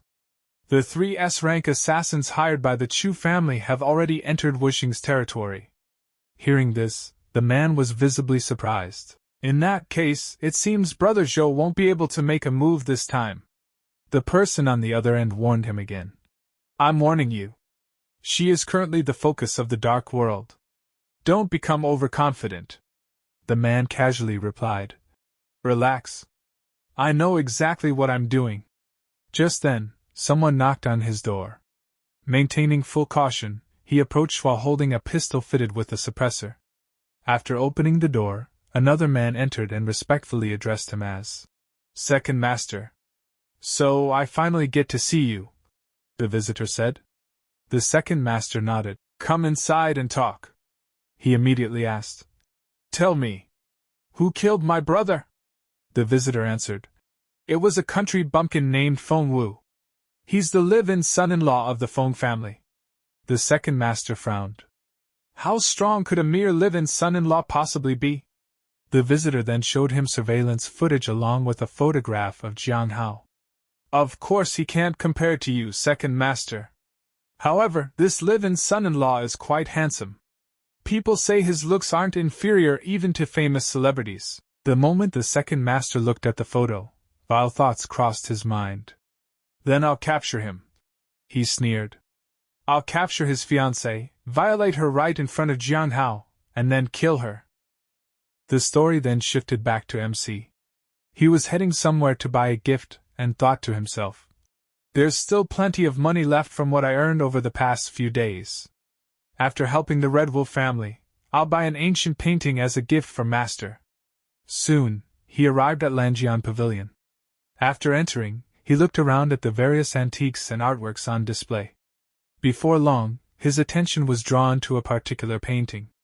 A staff member walked over and explained, "This is Picture of Green Pines, created by the Wood Dynasty painter Jiang Hao." Several other customers also gathered around the artwork, admiring it and praising its quality. Suddenly, MC calmly declared, "This painting is fake." Everyone nearby was stunned. The employee immediately exclaimed, "This gentleman is saying that our painting is fake." He then looked at MC seriously and said, "Sir, our establishment is a time-honored brand. You'll have to pay the price for making accusations like that." MC calmly replied, "The genuine cannot become fake, and the fake cannot become genuine." "Why would I slander you?" the employee responded confidently. "Our shop offers triple compensation for any counterfeit item purchased here. In hundreds of years of business, we have never sold a fake." MC pointed directly at the painting and said, "Triple compensation for a fake, is that right? Then I want this painting. And while you're at it, tell your boss to come downstairs." Without thinking too much, the MC walked straight to the painting hanging on the wall. He carefully took it down, rolled it up, and kept it with him. Earlier, he had already asked whether the boss would come downstairs. The servant working there replied, "The boss is in a meeting on the 5th floor and has no time for guests today." But the MC was not someone who would listen to such excuses. He immediately started climbing the stairs and said, "If he won't come down, then I'll go straight up." The scene then shifted directly to the boss's room. Inside, 2 guests were present, and the boss was proudly showing them a painting. Both guests were praising it continuously, complimenting its quality and artistry. At that moment, the MC suddenly entered the room. When the boss saw him, he was startled and immediately said, "This is a restricted area. Please leave immediately, sir." However, The MC ignored him and walked straight to the table. Looking directly at the boss, he said, "I bought a fake painting in your store, and I'm here for an explanation." The moment those words came out, the boss's expression darkened. He angrily shouted, "Nonsense! My Longyan Pavilion has enjoyed a flawless reputation ever since it opened. How could there possibly be a fake?" The two guests immediately sided with him. The first guest said, "Young man, you've already caused enough trouble. Hurry up and apologize." The second guest added, "That's right. Otherwise, if Brother Zhou gets serious, it'll be too late for regrets." The MC remained completely calm. He placed the painting on the table, unfolded it, and confidently said, "You can reappraise this painting yourself and see whether it's fake or not." The boss narrowed his eyes and replied, "If the appraisal proves that you're slandering us, don't blame me for being ruthless." The MC calmly answered, "I'll be at your disposal." The old boss then picked up a magnifying glass and carefully began examining the painting. After inspecting it for a while, he became more confident and loudly declared, "This painting is clearly authentic. Where exactly do you see that it's fake?" The MC smiled and asked, "Are you sure?" The old man snorted and turned toward the two guests. "You two should take a look as well. Let's not allow this youngster to spread rumors that Longyan Pavilion deals in counterfeits." The two guests stepped forward and inspected the painting. The first one nodded and said, "This is indeed an authentic work by Jiang Hao." The second guest agreed immediately. "Exactly. I don't know whether you're intentionally smearing us or simply pretending to understand something beyond your abilities." Both men continuously echoed the boss's opinion. The MC shook his head and said, "I thought that since you call yourselves experts in antiques, you would have at least some knowledge. But now it seems you're nothing special." The words instantly angered all three of them. "Insolence!" The first guest shouted. "I originally didn't want to argue with you, but you're becoming more and more unreasonable." "Such an arrogant youngster," the second guest added. "This is completely intolerable."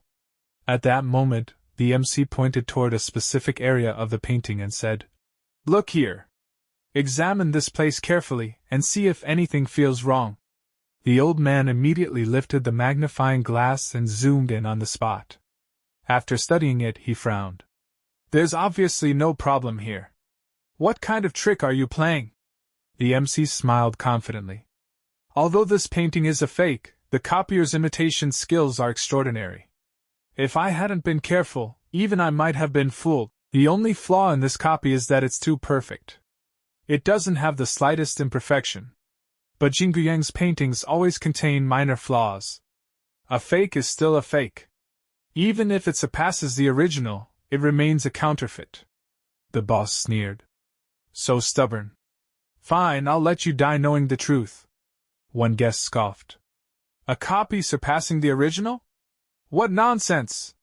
The old boss immediately made a phone call. "Bring me Jingguyang's authentic painting and a magnifying glass with over 10 times magnification.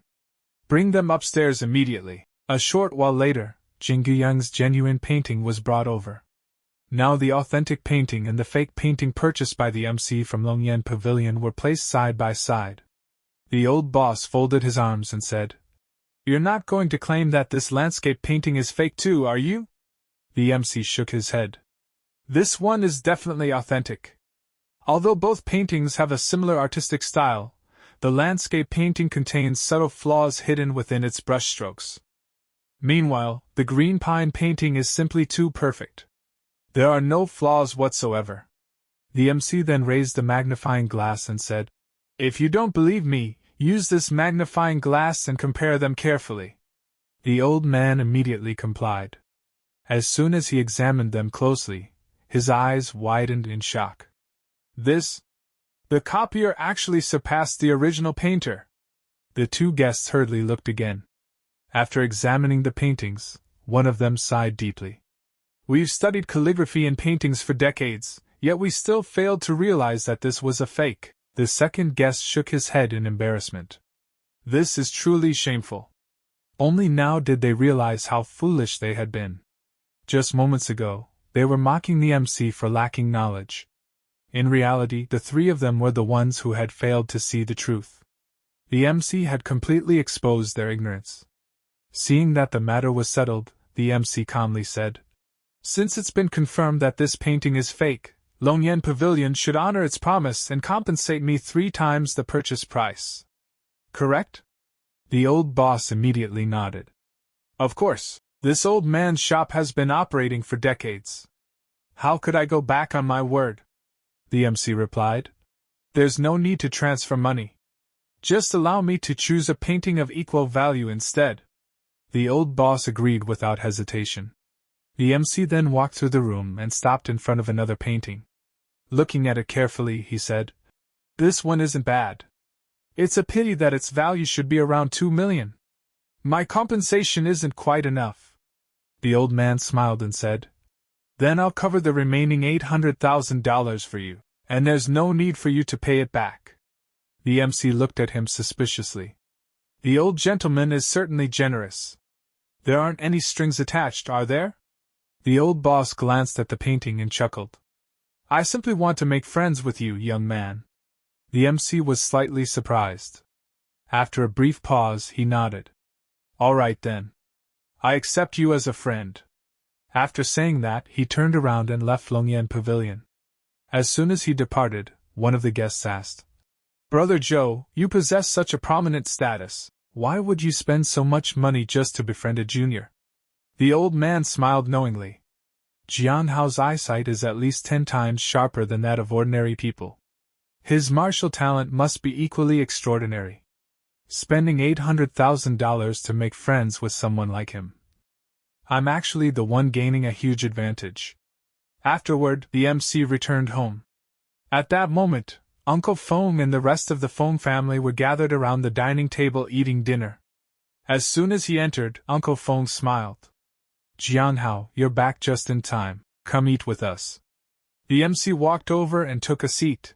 The moment Grandpa noticed the painting in his hand, his eyes widened. "Jiang Hao, is that a calligraphy painting in your hand?" The MC nodded. "Yes. I just bought it at Longyan Pavilion." Hearing the words Longyan Pavilion, Grandpa was instantly shocked. "How did you get into LDrago's store? There are too many fakes on Antique Street these days. Young people shouldn't be so easily fooled." "Let me take a look," the MC calmly replied. "Rest assured. I already had it appraised. It's authentic." Grandpa immediately frowned. Before he could say anything, Uncle Feng looked surprised as well. At that moment, and Feng suddenly asked, "Even if it's authentic, where did you get the money to buy a painting? The Feng family hasn't been funding you." Just then, Feng Haoming spoke up.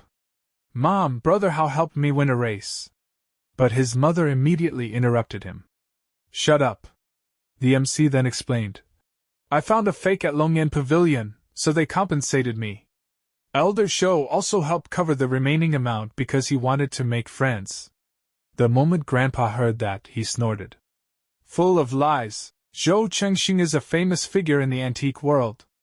Why would someone like him need help from a junior like you?" Aunt Feng also shook her head. "Dad, I don't mind Jiang Hao being poor. But for him to boast and exaggerate so wildly, that shows a serious character problem. How can my daughter marry someone like him?" The MC immediately stood up. His expression remained completely indifferent. "I'm telling the truth. If you don't believe me, there's nothing I can do. I'm done eating. I'm going upstairs to rest." True to his personality, the MC didn't care what others thought of him. He simply turned around and walked away. Uncle Feng hurriedly called after him, "Jiang Hao!" But the MC didn't even stop. Watching him leave, Aunt Feng coldly said, "Look! This is the person you chose." Uncle Feng sighed deeply. "I owe Jiang Hao's father my life. No matter what happens, I won't abandon him. I'll find an opportunity to have a proper talk with him later." The scene then shifted back to Longyan Pavilion. Inside, LDrago was staring at the fake painting. At that moment, a man named Han Feng entered the room. LDrago asked, "How did the investigation go?" It turned out he had secretly investigated the MC's background. Han Feng respectfully reported. Master, Jiang Hao is indeed the live-in son-in-law of the Feng family. The old man nodded and said, Han Feng, I know it's rare for someone to reach the early stage of blood and qi cultivation before the age of 30. But Jiang Hao must absolutely not be underestimated. Remember that. Han Feng looked doubtful. Master, it's not that I'm underestimating him, but everyone in the Feng family, except Feng Wuming, looks down on this live-in son-in-law. The old man replied firmly. Han Feng, do something for him. The scene then shifted once again to the Feng family. Han Feng had already arrived there. Present were Grandpa Feng, Uncle Feng, and Uncle Feng's wife. Grandpa Feng looked at the invitation in his hand and asked in disbelief. You're saying this is an invitation? Elder Zhou asked you to personally deliver it, inviting the entire Feng family to attend the Zhou family banquet on the 10th of next month? Han Feng nodded. That's correct. Uncle Feng immediately asked. May I ask why Elder Zhou invited all of us to his family banquet? Han Feng's expression turned serious. Why ask so many questions? Do you not want to attend? Uncle Feng's wife quickly smiled. Young man, please don't be angry. We were simply curious. Han Feng glanced around the room and suddenly asked, Why isn't Jiang Hao at home?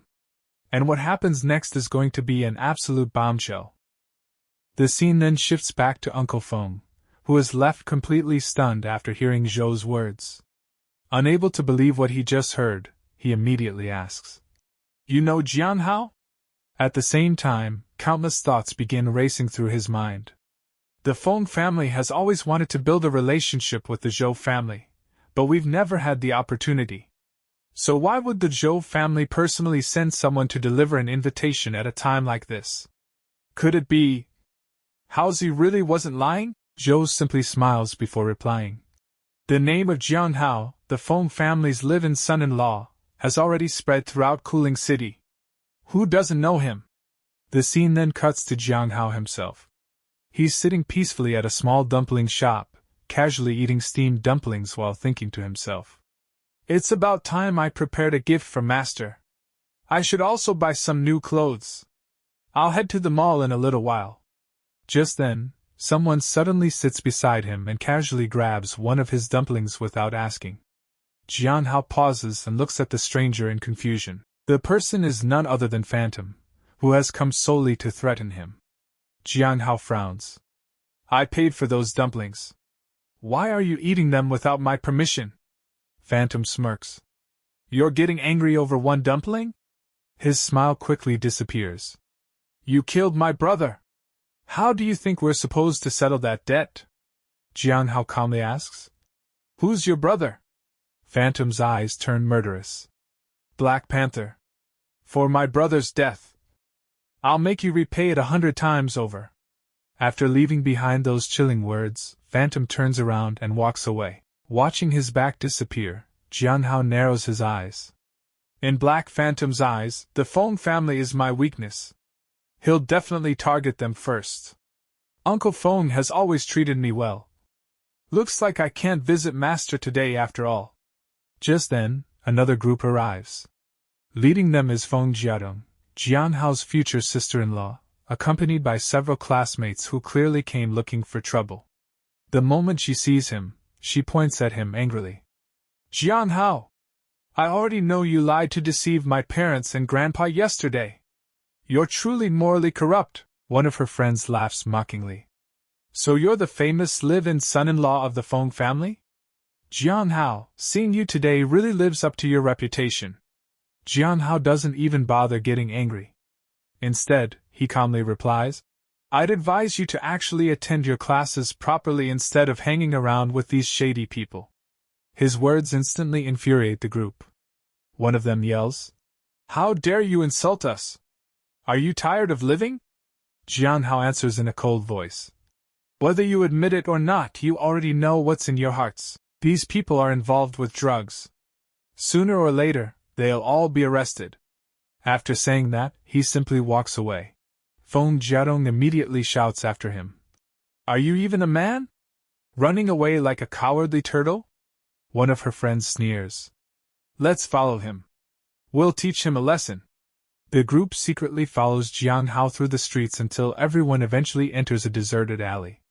Jiang Hao had already noticed them following him from the very beginning, but he chooses to ignore them.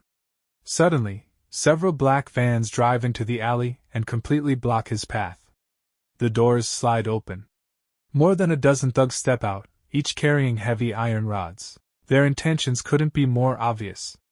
A muscular man slowly walks to the front of the group. The moment Feng Jiadong and her friends see him, their faces instantly change. "That's Crazy Brother!" Feng Jiadong gasps. "Are you talking about Lord Lei's most trusted subordinate? Crazy Brother?" One of her friends nods nervously. "Your future brother-in-law must have offended Lord Lei. Lord Lei definitely sent Crazy Brother here for revenge." Another person adds, "Crazy Brother is Lord Lei's #1 blade. Your future brother-in-law is in serious trouble." Although Feng Jiadong despises Jiang Hao, she still can't help becoming worried. "Even if I hate him, he's still my brother-in-law. Go, please ask Crazy Brother to spare Jiang Hao." Her friend immediately shakes his head. "We can't help. And honestly, we don't want to." He even coldly adds, "Besides, if he dies, wouldn't your sister finally be free from marrying him?" Ignoring everyone else, Jiang Hao calmly looks at Crazy Brother. "What do you want?" Crazy Brother grins viciously. "What do we want? Because of you, Lord Lei's son was injured after his car flipped over, so we're here to return the favor. By crippling you." Jiang Hao doesn't move an inch. Instead, he calmly says, "I'll stand right here. Come at me."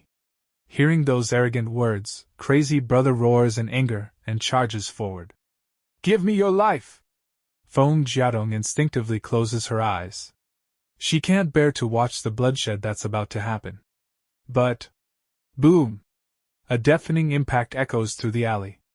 Jiang Hao's kick lands squarely on Crazy Brother's face. Blood sprays from his mouth as his entire body is launched dozens of meters away before crashing violently onto the ground. His subordinates panic. They rush over to help him. "One person can't beat him. Everyone attack together." Before anyone can move, Crazy Brother painfully climbs back to his feet while clutching his chest. His face is completely pale. He hurriedly shouts, "Forget it! Take me away! We're no match for him!" Without wasting another second, his men throw him back inside the van. Just as quickly as they arrived, the entire convoy speeds away from the alley. Watching everything unfold, Feng Jiadong and her friends stand frozen in complete shock. Jiang Hao slowly turns around and fixes them with an ice-cold stare. His voice sends chills down everyone's spine. "If I ever see you together with Feng Jiadong causing trouble again, I'll skin every one of you alive!" The terrifying killing intent in his eyes almost makes the young man's soul leave his body. The arrogant students who had mocked him only moments ago immediately fall to their knees. They repeatedly bow their heads.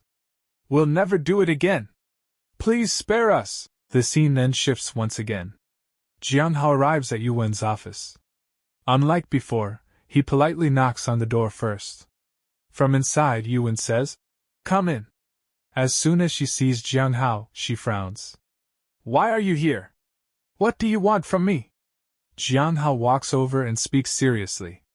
"I came to remind you that the current situation is different now. You can't continue staying alone in a hotel." Yuwen's expression immediately turns cold. "Don't think that just because my father made you the Feng family's live-in son-in-law, you have the right to dictate my life," she continues without hesitation. "Let me make one thing clear. Even if I can't marry Brother Jihaming right now, it'll still be impossible for me to marry you." Jiang Hao calmly answers, "Becoming the Feng family's live-in son-in-law was never my request. You should know that better than anyone." Yuwen gives a cold laugh. "That's true. It wasn't your request. But you took advantage of my father's guilt towards your father. You emotionally blackmailed him into this marriage." She stares directly into Jiang Hao's eyes before saying, "That makes you even more despicable than someone who asks for it openly." MC looked at Yuwen and asked, "Are you really that resistant to marrying me?" Yuyuan folded her arms and replied coldly. Between marrying you and dying, I'd rather choose death. MC sighed and said, You really don't need to be so hostile toward me. From now on I'll give you your freedom. I promise I'll never take you as my wife. If I ever break this oath, may lightning strike me down. The moment Yuyuan heard those words, she immediately took out a pen and a piece of paper. She quickly drafted an annulment agreement and handed it to MC. I don't believe your words unless you sign this annulment agreement. Without thinking twice, MC signed the agreement and handed it back to her. Now you can go home. It's very unsafe for you to stay outside. Yuyuan smiled as she accepted the agreement. Of course I'll go back, after work. MC then turned around and left. As soon as he was gone, Yuyuan immediately called Jiaming. Brother Jiaming, I just signed the annulment agreement with Jiang Hao. The moment Jiaming heard the news, he became overjoyed. Yuyuan, that's wonderful! I can't wait to see you. The scene then shifted to the Feng family's dinner table. Everyone was sitting together and having dinner, but Uncle Feng noticed that Yuyuan hadn't returned yet. He looked at MC and asked, Didn't you say she was coming back for dinner? Why isn't she home yet? Give her a call. MC nodded and dialed her number, but the call couldn't connect because her phone was out of service. He frowned and thought, Didn't she say she'd come home after work? The scene then switched to outside a nightclub. Yuyuan and Jiaming walked out together after having a few drinks. Yuyuan was clearly much more intoxicated than Jiaming. Jiaming smiled and said, Yuyuan, let me take you back to the hotel. Yuyuan shook her head. Brother Jiaming, did you forget? I've already broken off my engagement with Jiang Hao. I can finally go home now. Jiaming stepped closer to her and gazed into her eyes. You're so beautiful. I want to marry you right now. Yuyuan smiled gently. Brother Jiaming, I'm still very traditional. I want to save my first time for our wedding night. Suddenly, a cold voice echoed behind them. To think such a beautiful woman has still kept her purity. I really hit the jackpot. Both of them immediately turned around. A man dressed completely in black slowly walked toward them. Jiaming narrowed his eyes. Who are you? The man smiled mysteriously. You'll find out who I am soon enough. The next instant, he suddenly leaped into the air and struck both of their acupoints, instantly leaving them completely immobilized. After landing on the ground, he quietly watched them struggle. Jiaming's face turned pale with fear. I can't move. My body won't move at all. He stared at the stranger in disbelief. Did you use an acupoint strike? The black phantom suddenly appeared behind him and smiled. You're pretty smart, kid. You actually recognize an acupoint strike. A short while later, a black car stopped in front of an abandoned factory. The black phantom stepped out, where Xiangji was already waiting for him. Second Lord, you really brought them back. The black phantom nodded. Bring them inside. When Xiangji opened the car door, Jiaming immediately recognized him. Xiangji? What are you doing here? Without saying a word, Xiangji dragged both prisoners into the factory. The black phantom asked, Do you know this piece of trash? Xiangji leaned the two captives against the wall before answering. He's the young man whose engagement was annulled by the Feng family. He's basically one of Jiang Hao's enemies. Jiaming immediately shouted. Who are you calling trash? My godfather, Lord Lei, is the local emperor of Wuling. If you know what's good for you, release us immediately. Before he could finish speaking, the black phantom swung his blade and sliced off one of Jiaming's ears. Holding the severed ear in his hand, he smiled cruelly. Yuyuan cried out. This is intentional assault. If the police catch you, you'll be sentenced. Meanwhile, Jiaming screamed in unbearable pain. My ear! My ear! My ear is gone! The black phantom laughed. Then the police had better have the ability to catch me. He slowly walked toward Yuyuan and gently pressed his dagger against her cheek. Did you watch the news a few days ago? That high school girl who was violated and murdered. My master was the one who did it. Yuyuan's expression instantly changed. Only then did she finally understand why Jiang Hao had repeatedly warned her not to go outside at night. So that's why Jiang Hao told me to stay home. He was trying to protect me from this monster. Unfortunately, she realized the truth far too late. The Black Phantom then walked over to Jiaming. Completely terrified, Jiaming begged, "Second Lord, please spare me. As long as you let me live, I'll do anything." The Black Phantom nodded. "As long as you obey me, I'll spare your life." Jiaming immediately bowed his head. "Thank you, Second Lord." Just then, Xiang Ji dragged another man into the factory and threw him onto the floor. "Second Lord, Master Zhang Wu has been waiting for you." The man glared at Xiang Ji. "You've hidden yourself well to recruit such a powerful helper." Xiang Ji replied. "Second Lord is Brother Bao's biological brother. You seized Brother Bao's properties through underhanded methods and even framed the Zhang family for murder. It's only natural for Second Lord to come back and avenge his brother." Both Yuyuan and Jiaming were completely stunned. Jiang Hao actually killed the underground boss, Black Panther? Zhang Wu sneered. "If you're really here for revenge, then why don't you go after Jiang Hao?" "Oh, I get it. You're afraid of him." The Black Phantom burst into laughter. "You think Jiang Hao is strong? Later, I'll let you watch him kneel before me like a dog and beg for my forgiveness." Zhang Wu laughed back. "Stop bluffing. If you weren't afraid of him, you wouldn't have kidnapped me while I was asleep. You're too scared to face my brothers head-on." The Black Phantom tossed him a phone. "I'll grant your wish. Xiang Ji, dial the number for him. Let him call his brother to come and save him." The Black Phantom then walked back to Yuyuan and stared at her beautiful face. "Little beauty, you're absolutely gorgeous. Just looking at you makes me restless." Yuyuan glared at him. "Get lost. Take your filthy hands off me." Instead, the Black Phantom grabbed her by the throat. "Your fiancé, Jiang Hao, killed my brother. So I'll have my way with you right in front of him. I'll make him watch as I destroy everything he cares about." Yuyuan glared back fearlessly. "You'll pay for this." Ignoring her threat, the Black Phantom dialed Jiang Hao's number. "Jiang Hao, your future wife is currently in my hands. And you know, I love beautiful women more than anything." Back at home, Jiang Hao answered the call. "You'd better release Yuyuan right now, or I'll make you regret this." The Black Phantom chuckled. "I'm giving you 1 hour. If you don't show up, your beautiful fiancé won't remain untouched." The call ended. Without wasting another second, Jiang Hao changed into fresh clothes, leaped out of his house, and disappeared into the darkness. Jumping effortlessly from one rooftop to another, he raced toward the abandoned factory at incredible speed, determined to rescue Yuyuan before it was too late.